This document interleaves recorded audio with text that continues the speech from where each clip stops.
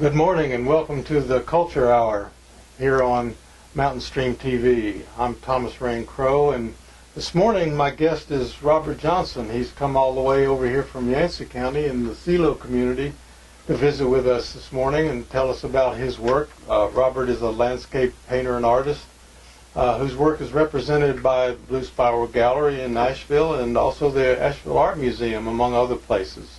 And we're going to have a conversation and get into some of the details and background in Robert's life and his work, and bring all of our listeners up to date on his projects and where he can be accessed. So, welcome, Robert. Thank you. Yes, it's good to have you here. It's been a while since you and I got together. We've done some work together in the past, and then some projects and some collaborations, but this is a little bit different. We're just going to do have a little chat here this morning and let the people watching, that don't know you and your work get to know you a little bit better. So good. I like to start often just at the beginning with people. We've been talking with writers and musicians and artists here and on this program, and I usually like to start and have them talk a little bit about their beginnings, how they started when they were younger and what got them interested in what they're doing now, and a little bit about their background. So maybe you can fill in the blanks there. Okay. Well, I think it all started in the third grade. I was going to a school that I walked to from home, but one day I played hooky from school, and so I didn't want to get home at too early, or else my parents would know that I was playing hooky. So I went and hung out in this vacant lot, and was just hanging out there, just sitting on a log, and I heard a woodpecker in a tree behind me, way up in the top of the tree. And I looked up in the tree, turned around, looked up in the tree, and I had this experience of time stopping and everything sort of becoming one, and this kind of I don't know, it was definitely I lost the sense of myself and kind of got outside of myself, and everything seemed to be unified. Well, I walked home. I didn't think much of it. Mm-hmm. It was like, oh, that was interesting. And so I walked home. And then I remember as a child 2 other times having a similar kind of experience. And so, at the time it was like, no big deal. It was kind of interesting. But I realized later on, now that I'm old, that was really a formative experience in my life, because my art is involved with getting out in the natural environment and experiencing that sense of being connected with something larger than myself and losing my own personal self in that. And that somehow has become a very important experience for me. So that's pretty much what I dedicated my life to later on. In terms of getting involved in art, when I was a kid, I had no interest in art. The only thing I remember about my parents were academics, and they were interested in science and kind of seeing everything very rationally. And they got me a present when I was a kid, and it was like a viewfinder, like a camera obscura type toy for kids, where you would look out and you would see an image of what you were looking at on the paper, and you'd trace the image on the paper. And so they thought it would be good, a scientific toy to teach me about optics and all that. Well, I realized I wasn't going to be a strict scientist when what really interested me about it was that on the cover of of the package that the toy came in, there were these pictures of naked women. So as a 10-year-old, I wasn't interested in copying what I saw, so I was copying the pictures of the naked women on a pad rather than that, and I realized there's more to life than just looking at science. So, my certainly that I have an interest in biology and science and the natural world, but there's and I thought of going into biology when I went to college, but I never did study biology. Somehow, to me, after being in high school and being exposed to art, this kind of whole other aspect, the subjective side of being involved with things, took on a much greater interest. So I went and got into art in high school, and then studied painting in college, and then went on and apprenticed with a painter for 3 years up in Provincetown, Massachusetts. And then I went on to graduate school out on the West Coast,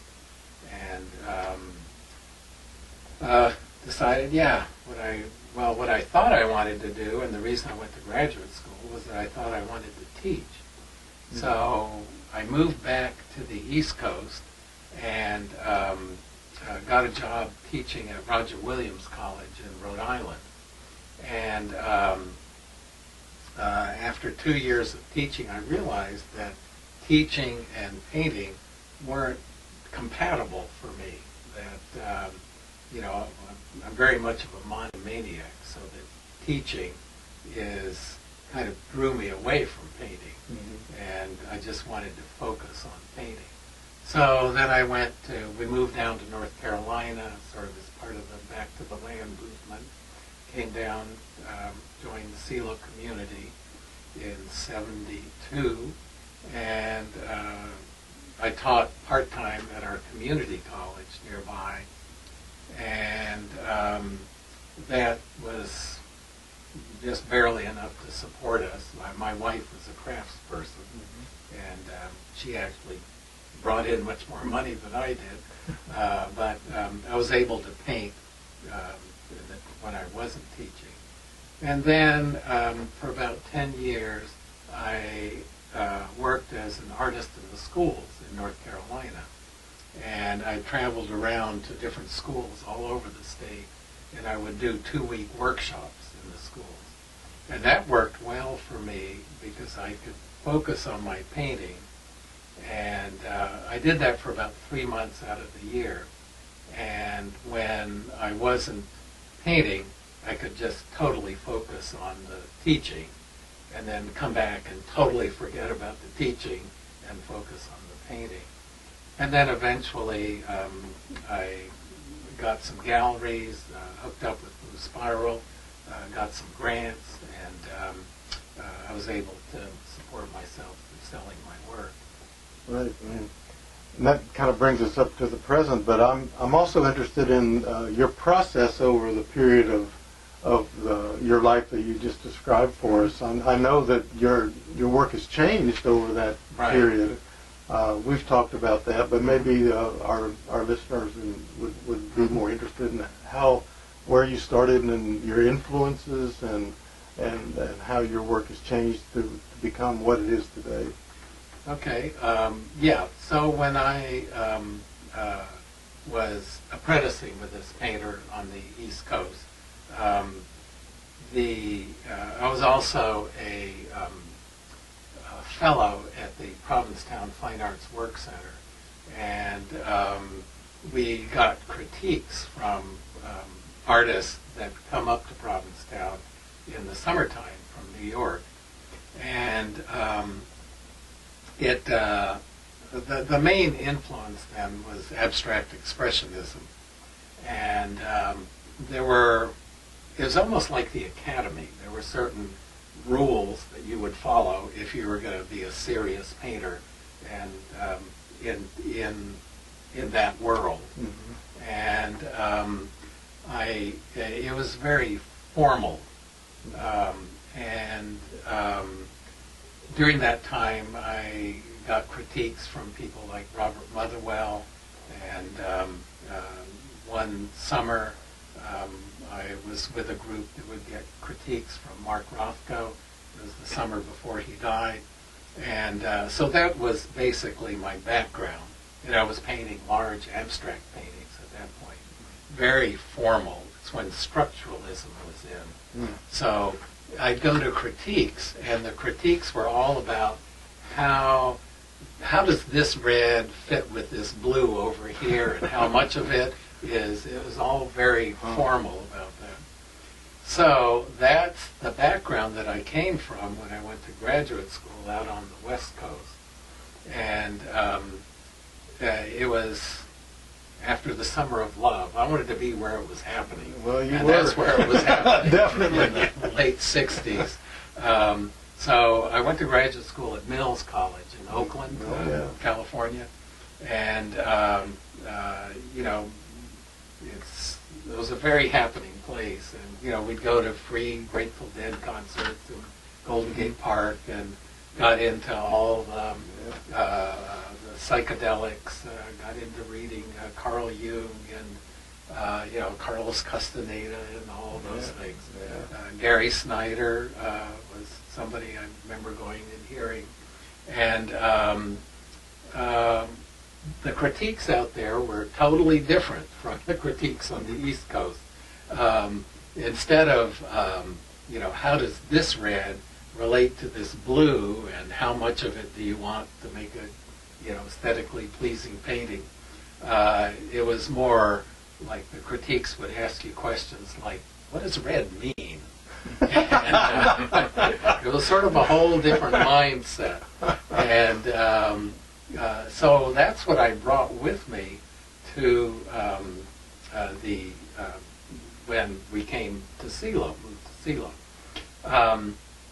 The big influence at the time was, I think, generally called funk art, or very psychedelic art, all of that. Very free-form, kind of looking into the unconscious.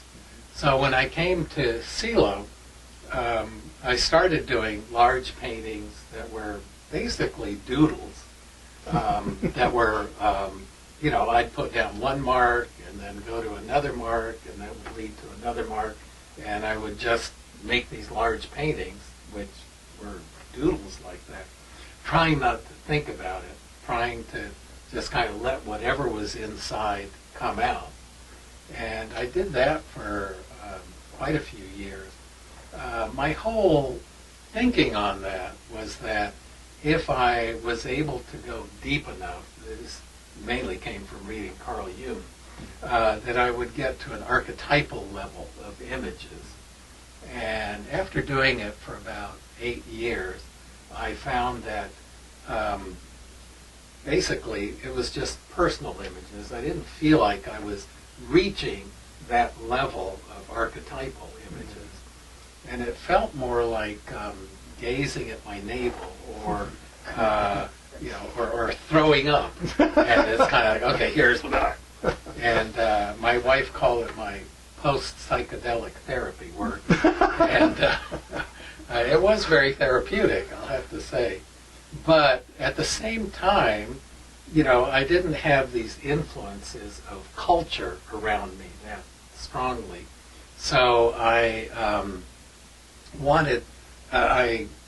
what was around me was the natural environment. I've always loved, especially tapping back into that third grade experience, being out in the woods. So at the same time, I would do these drawings and little paintings of things in the natural environment, but I never felt that they were serious, because culture was telling me that, this is what you do to be taken seriously. If you're a real artist, this is what you do. But, I kept doing them and thought of them, this is my fun work. I wasn't selling much of anything, and I sort of had a big midlife crisis, and came to the conclusion that, well, heck, if I'm not selling anything anyway, I might as well do what's fun. So I ended up focusing much more on the natural environment, and then doing paintings connected with the natural environment. And this was a huge learning experience for me. That I entered a show at the North Carolina Museum of Art. Every 3 years they would have a show of North Carolina artists that you could enter their triennial show. So I thought, I'll never get in, but I'll try anyway. So I sent in a couple of pieces that were nature-oriented type pieces, and I got selected to be part of the show. And it turned out that the juror for the show was Roberta Smith, who was the art critic for the New York Times. And it was like, oh, she's not supposed to like that kind of work. But my big learning experience from that was that you really need to follow who you are, where your center is coming from. And even today, and I think most artists feel this, you have these two voices in your head that are trying to tell you what to do. One is, you need to make real art, so you'll be taken seriously as an artist. And then on the other hand, you have this voice saying, you need to sell some work. You need to do something that people will appreciate and can understand. And, what you have to do, or what I find I have to do, is block out both these voices and just kind of, okay, what's coming from me? What's coming from my center? And what do I want to do? And that's not always easy. And but that you'll end up doing your strongest work if you do that. And so anyway, after that, I started focusing on the natural environment. I had a whole lot more fun, and it was much more meaningful for me too, because what I was doing before with my doodles was more like I was going inside and looking for all these images. And like I said, it's sort of like staring at your navel and kind of bringing them up from inside. Whereas if I'm working with a natural environment, I'm connecting with something larger than myself. Mm-hmm. And that is quite meaningful for me. So I'm based on our previous conversations and from what you've just said, I'm assuming that you paint in the situation. I mean, you're doing your work outside. A lot of your, at least the early part of the process, is done literally in a place, right. in nature. Right. I'm interested in your process. Okay. We've talked about this, but it's very interesting, and I'd like to hear it again too. Is how you create, where you create, and then what your literal process is on canvas. Okay.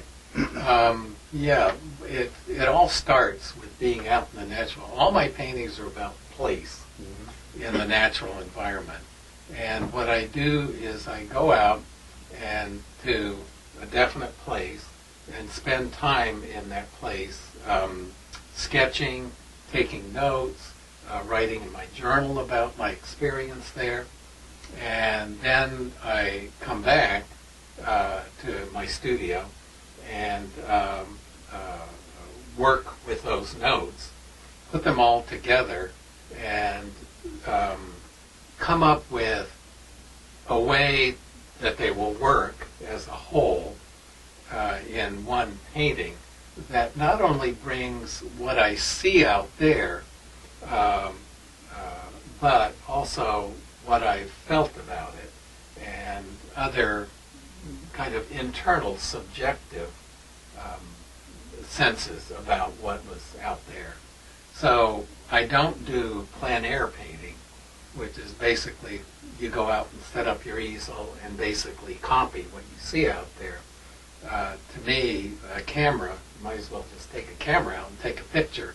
But I do take notes and do drawings and then put them all together and bring my own internal experiences to what I've seen out there. Mm-hmm. And to me, it offers a whole experience.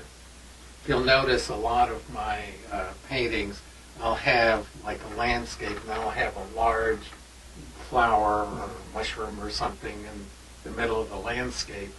And to me, my experience of being out in the landscape isn't that static,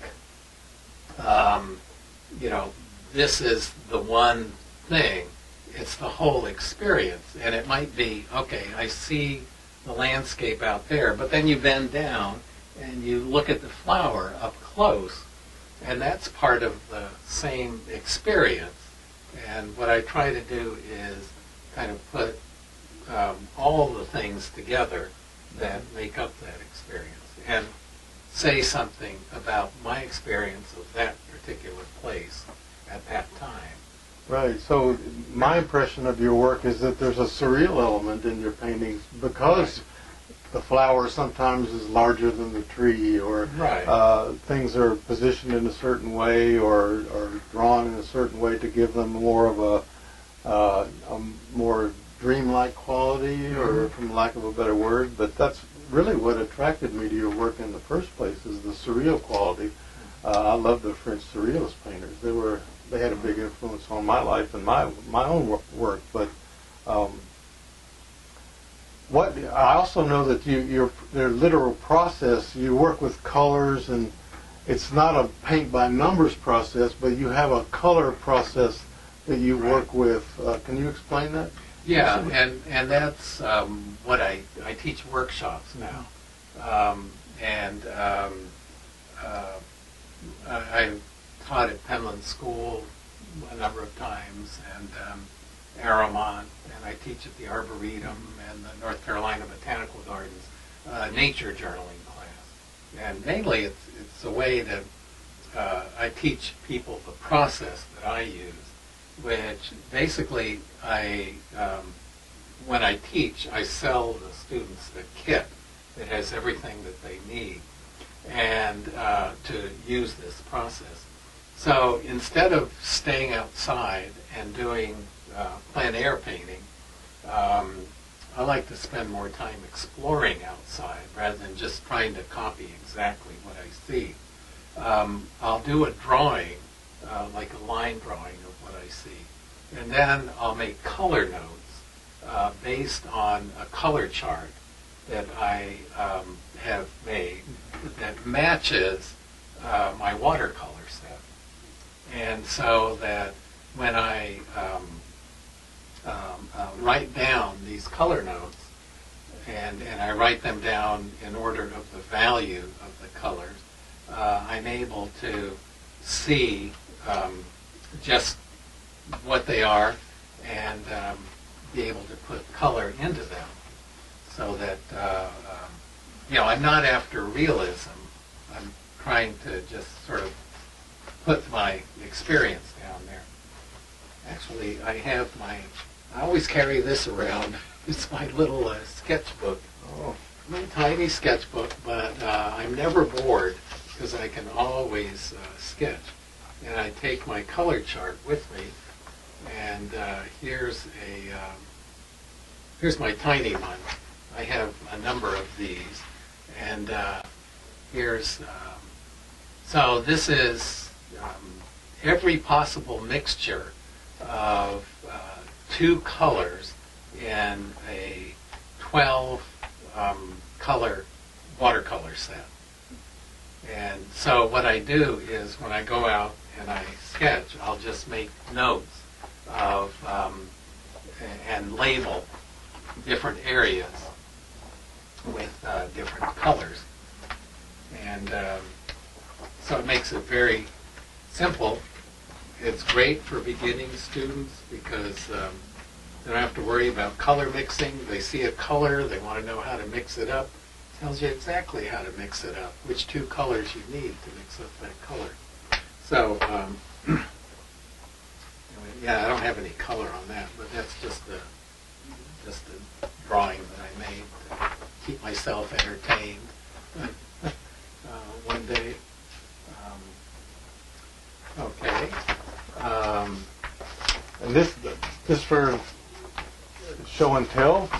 Yeah. This is an example of what we've been talking about, how the images in the place are portrayed, and how the imagination works, and where things that the priorities. I mean, in this particular picture, certain images take priority.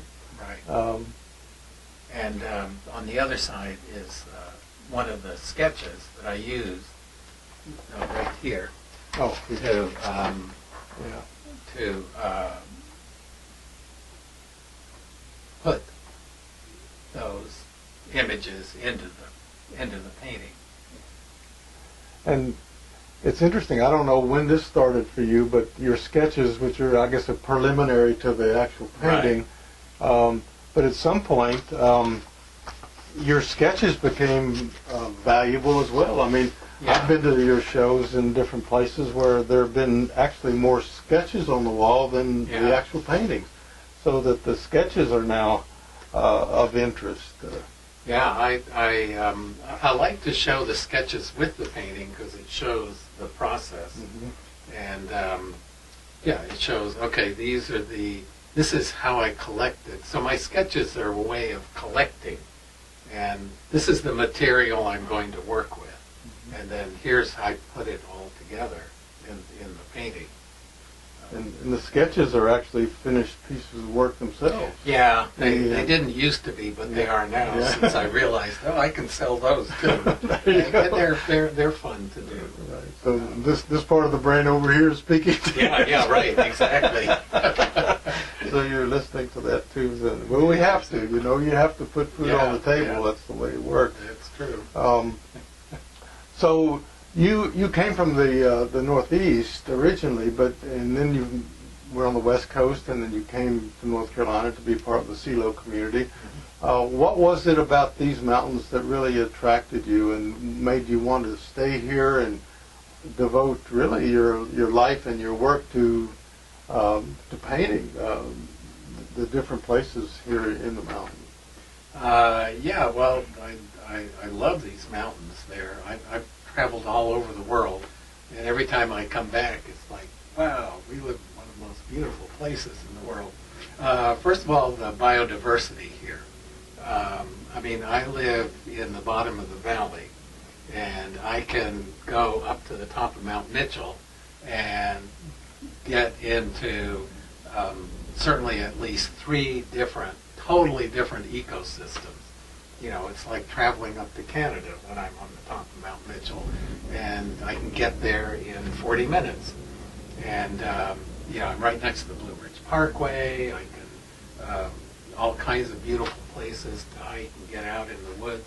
So it's just a great area to be able to get out into nature, and a very diverse nature with all kinds of interesting things going on. I've always loved the mountains, and definitely find the mountains much more interesting than, say, the Piedmont, where you run into mainly pine forests, and you don't have the same kind of diversity that you have in the mountains. And the weather is a big thing. We were thinking of moving to Maine. Went up there twice. Land was really cheap back then in the 70s.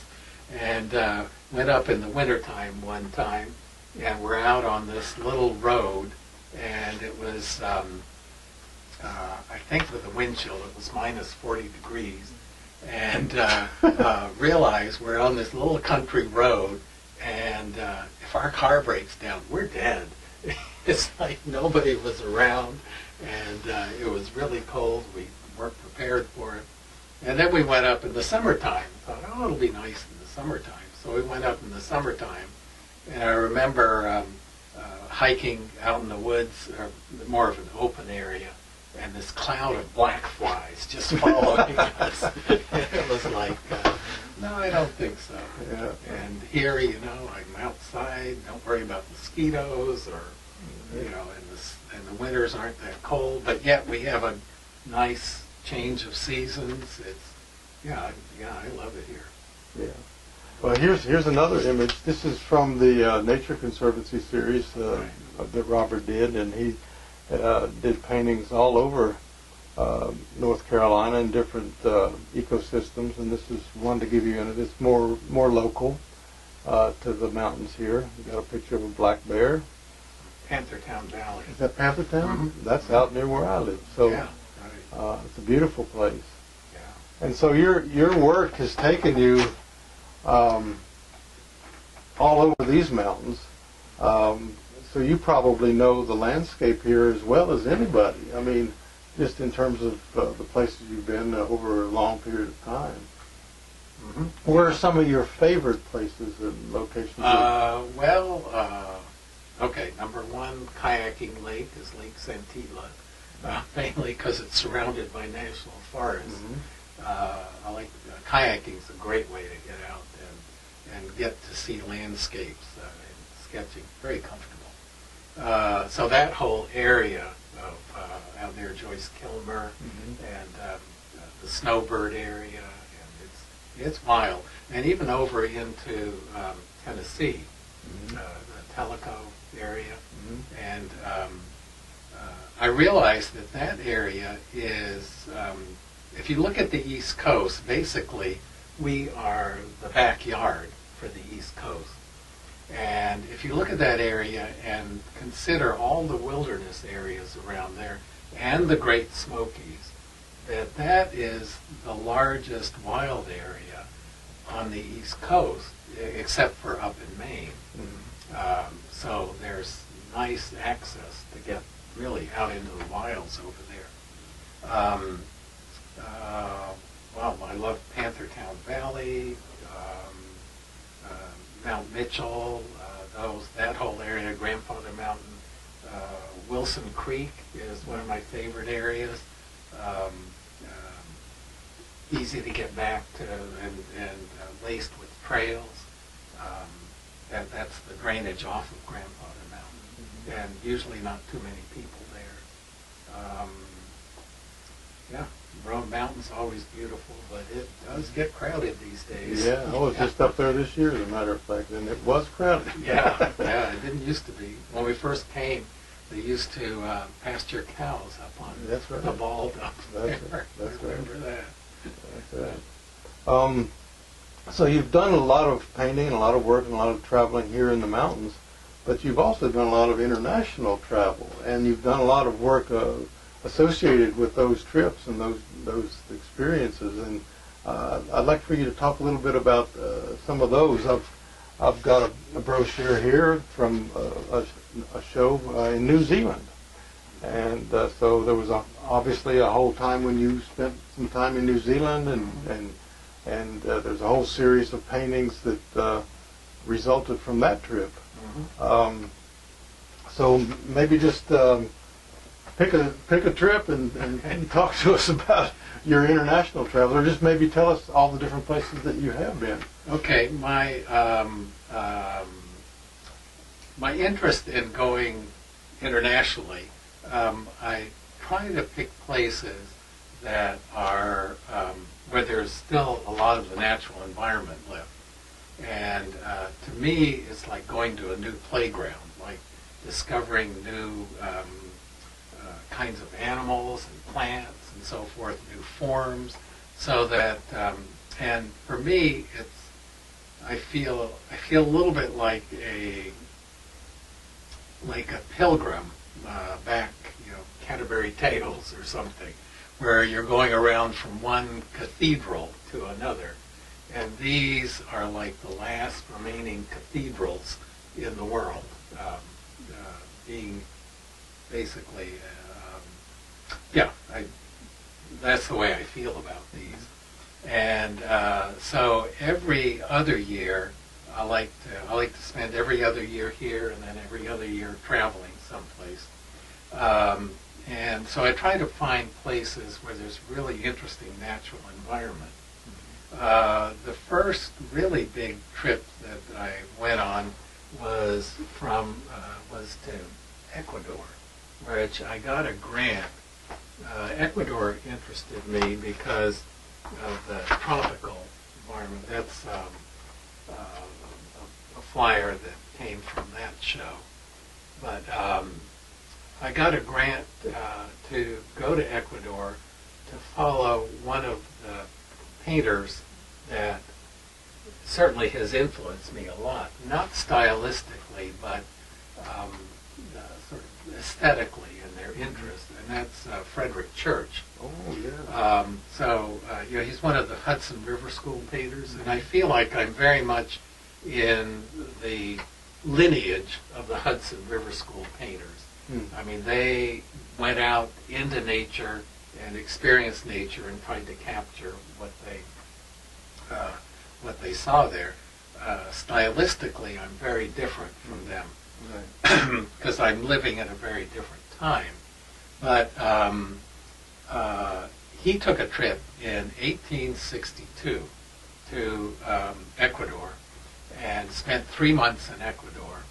And so I got this grant. I went to Alana, Frederick Church's home place in upstate New York, and read the letters that he had written from Ecuador and made this map and realized, when was he here, when was he there, when was he here.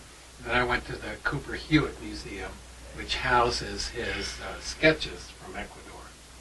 And so I had this whole itinerary all worked out, flew into Ecuador, started where he started, and started on his trip, and realized that where he went is now the Pan American Highway. And you see no native flora or fauna in that area where he went. It's all either fields or non-native pines or eucalyptus trees. So I changed the grant, basically, my project, and I ended up going to 6 different nature preserves and staying in biological stations. And so I would go and I'd spend 2 to 3 weeks in each biological station and just go out hiking every day and sketch and learn as much about the environment there as I could. But so then I came back and made this whole series of paintings from Ecuador. And that was definitely a wonderful, incredible experience. Other places I've been to, Panama. Panama is an incredible place, and if I hear of anybody saying they're going to Costa Rica, I say, go to Panama instead.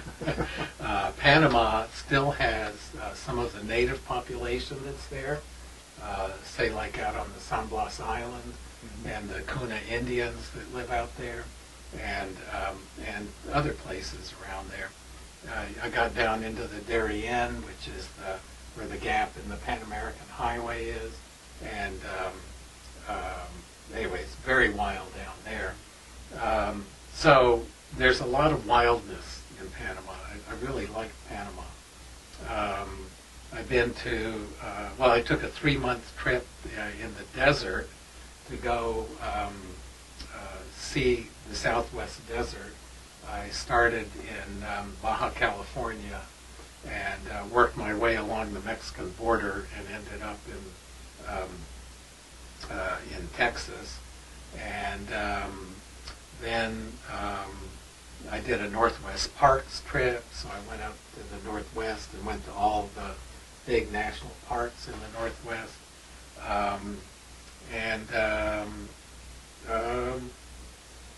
New Zealand. And then last winter, I went to one of the most incredible places I've ever been, which is Tasmania. If I were a young man, I think I might move there. Really? Yeah. What's the attraction there? Okay, Tasmania is an island off the southern coast of Australia. And the reason I wanted to go there was that I knew there was a lot of natural habitat that was still left, and that you got into you would see all kinds of endemic plants and animals that you don't see anyplace else. With island ecology, things have evolved very differently. Like Tasmanian devil, that's the only place you'll see a Tasmanian devil. And there's also the remnants of a podocarp forest. And podocarp forests once, long time ago, before insects actually evolved, they covered the earth.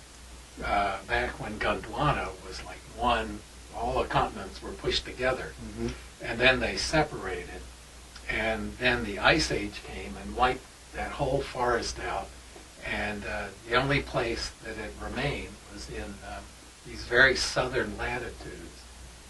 I think there's some podocarp forest in South Africa and in like Argentina and Chile, but that's about it. But you have it in Tasmania. And the whole forest is built out of these ancient trees that are all wind pollinated because it's they evolved before insects evolved. And so you get to see this very, very ancient forest. So that was the big draw that I went down there. So Tasmania is the size of Ireland. Its population is 500,000. So you can, and they've put aside half of the island as preserved nature. And you can drive around like on these roads and like, I don't know, out where I live, you'd run across all these cars. I remember going like 30 miles on this back road, and I ran across 4 cars the whole time. So it's not heavily populated, which feels very open. But like I was saying, it's the remaining cathedral. I still had this sense every time I was there. It's such a beautiful place that, oh my God, this is going to get discovered, and everybody's going to want to move here. And so hopefully at least half of it is been preserved. Right. And as a result of all these trips, you've come back and done the paintings and had shows, and catalogs have been made. One of the most interesting trips I've ever been on personally was to Peru. And you and I collaborated on a cover for a book of mine that was published in Brazil a few years ago. And here's the cover, and it's Machu Picchu, which is an amazing place. And it's called Postcards from Peru. It's my poems and postcards that I wrote and sent while I was in Peru. And when I came back, and the publisher in Brazil wanted to do a book of poems from Peru. He had just been to Peru, and he was all excited. So Robert and I got together, and we came up with some cover ideas, and this is what we came up with. And this is published in Brazil, and it was done bilingually in Portuguese and in English. So it's a very exciting project. But that's another trip you took to Peru. Yeah, and didn't you have a map? Yeah, where I went. You visited different locations in different places. Right. Yeah, Peru is a pretty incredible place. I think the most incredible place I went was down into the Amazon River basin, and got to see all kinds of mainly birds. Was sort of my focus down there. But yeah, there are a lot of animals in your paintings. I mean, oh yeah, always it seems like. What are you working on at the moment? Okay, right now I have a show that's scheduled for 2020. So that's a little ways down the road, which I wanted it to be. And it's a show of state parks in North Carolina. So I'm back in North Carolina again after being in Tasmania. And I've worked on worked from state parks before, but I wanted to go back, and there are 42 state parks in North Carolina. And my goal is to get to every single one and do paintings or notebook pages from every park in North Carolina. This fall, I went to 10 of them and did sketches. So this winter, I'm working on paintings from state parks that I visited in the fall and took notes and have notebook pages from.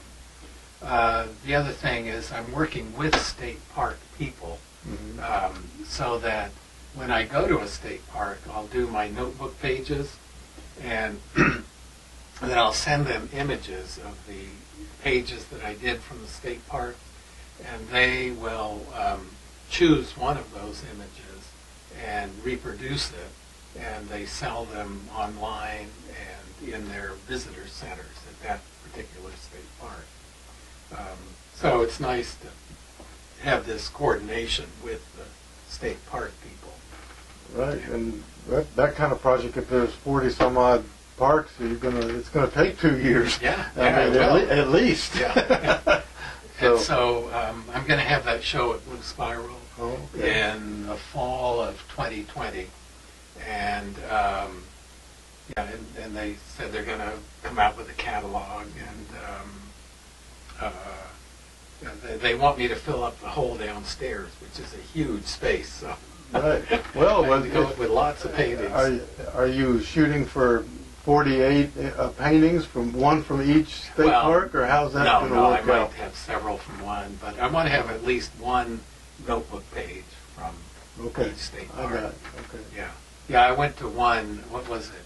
Mayo River State Park, and basically it was a fishing pond, which was okay. It wasn't that interesting, but I did a notebook page from there. I don't think I'll do many big paintings from there, but right now I'm working on a large painting from Grandfather Mountain, and there's a lot of material on Grandfather Mountain that I like working with.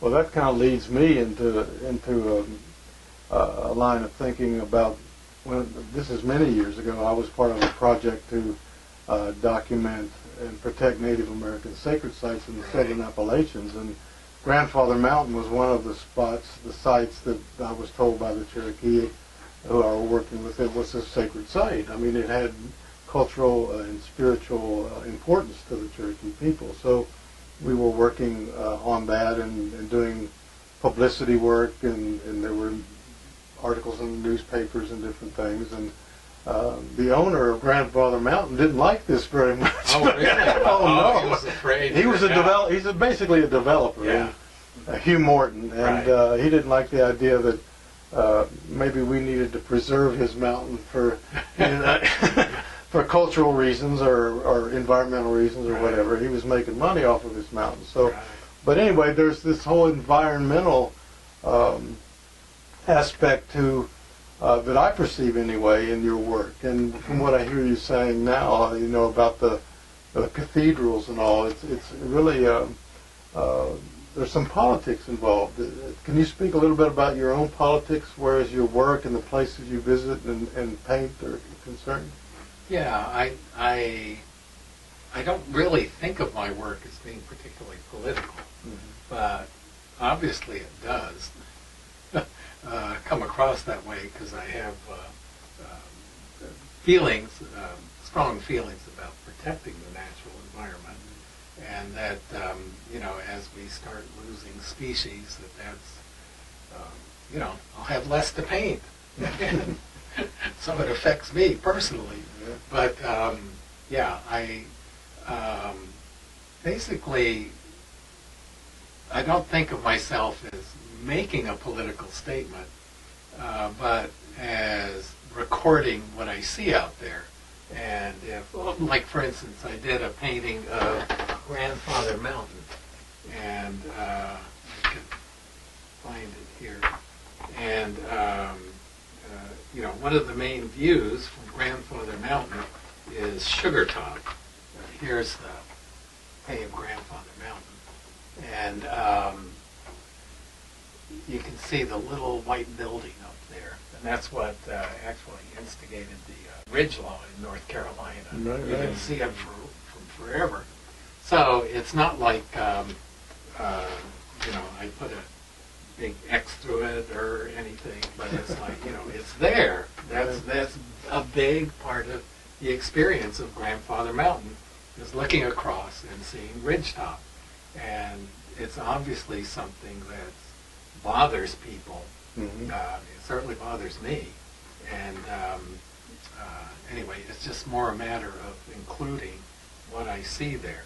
Or there was another one where I have these Hardee's billboards in the background, and that's what's there. Mm-hmm. And you don't want to ignore what's there. It says, I feel like politically I'm coming in through the back door. Mm-hmm. And my sense of it is that what I want to do, that politically you can either use a carrot or a stick.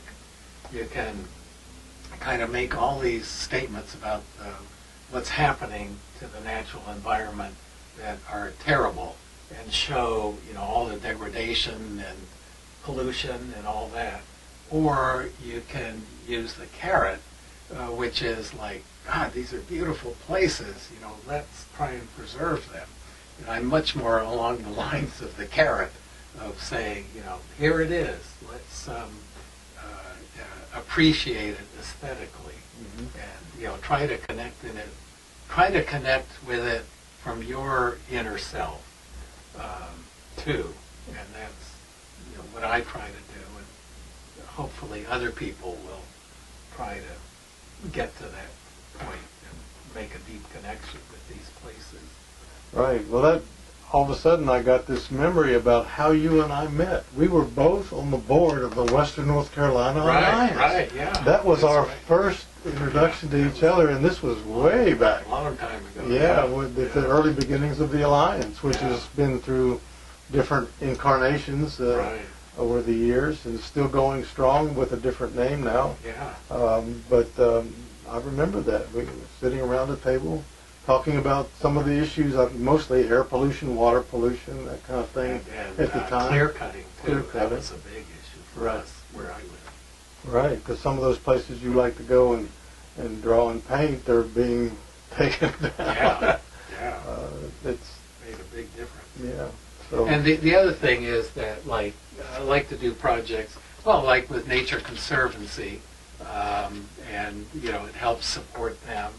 Mm-hmm. And, we sold all the paintings from this show and gave a portion of the sales to Nature Conservancy. So actually, we ended up making a lot more money than what they gave me for the grant. I like to support environmental organizations and people that are doing good work, even if they're just individuals. Right. So there are the paintings, and there are also book covers. I was showing our viewers the book cover from the Peru book, but you've also done covers for another book that we worked on together. It's a collection of environmental writings, just to show people out there some of the pieces that Robert does and how they look. Here's another book you've done more recently in conjunction with Black Lawrence Press, and Nan Watkins did a translation of some poems by Yvonne Gall, the French poet. And there's a great big Joe Pye weed that she took a shine to, and is your work. So. Well, one thing I'd like to say about that particular image, you see it's a mandala. Mm-hmm. And so I've always been interested in religious art, mm-hmm. particularly religious art from other cultures. And so I actually have been stealing ideas from other cultures. And I got a grant and went and studied painting in India, studied Indian miniature painting and Tibetan Tanka painting in Kathmandu, and traditional Balinese painting. Mm-hmm.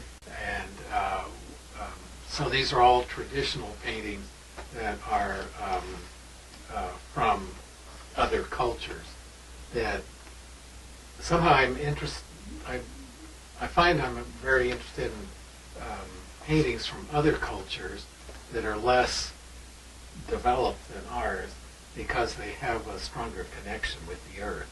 Mm-hmm.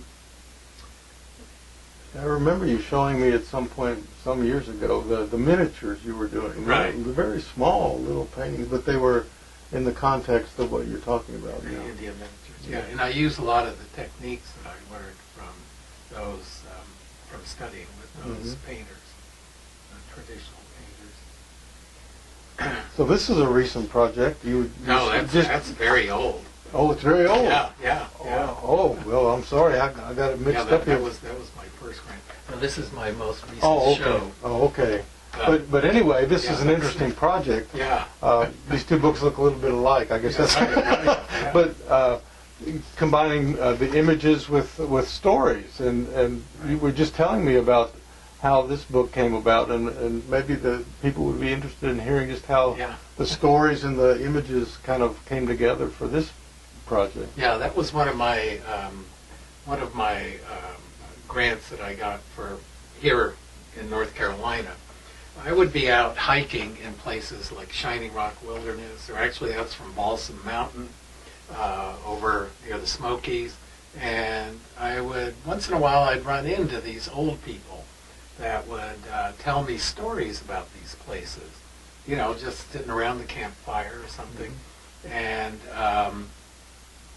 they were, all these stories were very specifically connected with these places.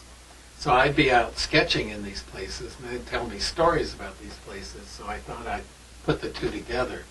So they're stories that I heard about places here in the mountains that I got from these old people. So I did a painting of images from these places, and then I would just write the story right in the painting.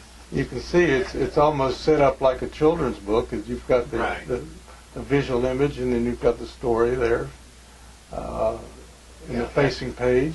That one's one I heard about, this old lady who had a bear that kept coming around her house, and she was being hassled by it, and she saw it swimming across the river towards her, so she jumped in the river and she grabbed its ears and pulled the bear underwater until it drowned. That's a story. Yeah, it's one of those That's stories a story. that I heard. Here's another one. We just. Oh yeah, that's well, that was actually just from my hiking up on the Parkway. I mean, up on the Appalachian Trail, and there were some hikers. These weren't old folk, but there were hikers that were telling me how they had woken up in the morning in a shelter, and there were these two bears right out in front of their shelter waiting for breakfast. So I thought I'd show the bears waiting for breakfast. You know. So what have we left out that you'd like to tell us about that is right at the forefront of your life and your mind and your work, maybe? Well, this was a retrospective show, and which was images from like way back. Oh, this would be interesting. So, yeah, you might be interested in this. Here's portrait of me. Oh my goodness! Back in the old days. That's the summer of love. Yeah, right. Yeah, that's when we first moved to CeeLo. Yeah. That's what I looked like back then. Oh boy. So, so it's images from way back then till now. Oh, here's an image you might be interested in. So this is what I was doing when I first moved to CeeLo. Remember, I was talking about my doodles. Right. So there's one of my doodle paintings. That's 4 by 8 feet. So You can see, though, there's a similarity in the doodle style to what Yeah. you're doing now. You were starting to move in that direction. Right. And what I like about that I try to keep from that, is the freedom to be able to, if something comes up that, that I don't feel restricted. Like, for instance, putting a huge flower in a painting, Right. some way or another, that that I don't have to worry about it making it look realistic. And the other thing that I wanted to say is, we were talking about the Mountain Stories paintings. The images in there are related to a place, but the place relates to a story. And I think of my paintings as being narrative, whether it's just, this is like a journal, this is what I saw at this place, or if it's a certain story about a place. Like, for instance, here's a painting from an old state park series where I was trying to do make these paintings in the form of altarpieces, and because state parks are essentially locally our way of showing having sacred spaces that we've preserved. And this is from Hammocks Beach State Park. So the story on this is basically these are the 4 environments that are at Hammocks Beach State Park, and have one of each there. So it's not much of a story, but it does have a narrative to it.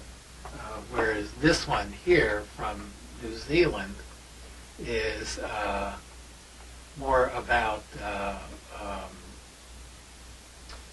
is this place Cape Reinga, which definitely has a story that this is where the Maori believed that the departed spirits left for the other world. And so I was camped up there for about 5 days, and looked over onto the far hill, and I noticed there were these caves in the hill. So I tried walking over there to these caves, and then there were these posts that showed, and I was wondering what these posts were for, and there were these signs that said restricted, this is a sacred place for the Maori. And later on I found out that the reason it's restricted is that that's where they would take their dead leaders, put them in those caves, let their bodies rot away, and the worms and the insects would eat away the flesh. The shaman would come from the village and scrape the bones dry and paint them red, and then they'd put them in these bone caskets, and they'd have them sitting around in their houses in these bone caskets. And on the bottom there you can see these are actually bone caskets that I saw at the museum in Auckland from the Maori, carved out of wood. So there's a story, more of a story behind. That's very that interesting. one. And you came back from the other world. Yeah, right. And we're glad you did. Yeah. Well, that's about all the time we have for this morning, but Okay. I wanted to thank you for coming in and talking with us and showing us your work and telling us all about your process and the things that you're doing and you're interested in. It's always good to see you, and it's always enlightening and educational for me anyway. For people who want to see more of Robert's work, you can go to the Blue Spiral Gallery. His work is represented there. Also, the Asheville Art Museum has a collection of his paintings, and you can see his work there as well. He has a website. What is your website? Where can they find you? It's just Robert Johnson Paintings with an S, paintings at .com. RobertJohnsonPaintings.com. Right. And if people wanted to get in touch with you, I mean, there may be people out there that are listening to our conversation this morning that may be interested in your work. How can they reach you? You can email me at rmjohnsonus@yahoo.com. That's my best way. Nice. Well, we're going to have to get you back here and update on all these state parks and see some of the drawings and things next time. So until then, please join us again for another interesting conversation on Culture Hour here on Mountain Stream TV. And thank you very much for joining us.